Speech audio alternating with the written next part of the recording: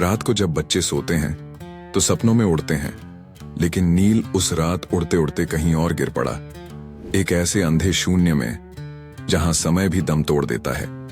नील 10 साल का एक साधारण बच्चा था, जिज्ञासु, अकेला और हर चीज को छूकर समझने की चाह में डूबा हुआ।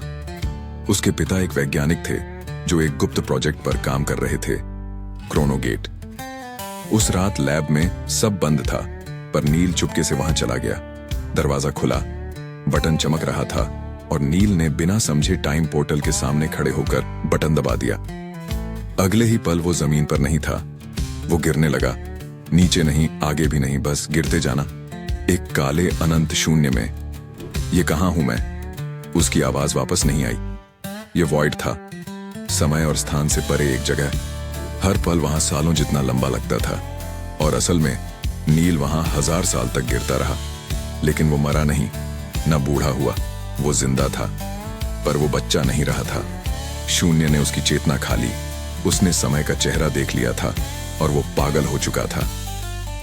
1000 साल बाद जब कोई वैज्ञानिक पोर्टल दोबारा खोलते हैं तो अचानक नील वापस आ गिरता है, पर वो नील नहीं होता। उसे देखकर सब चौंकते हैं।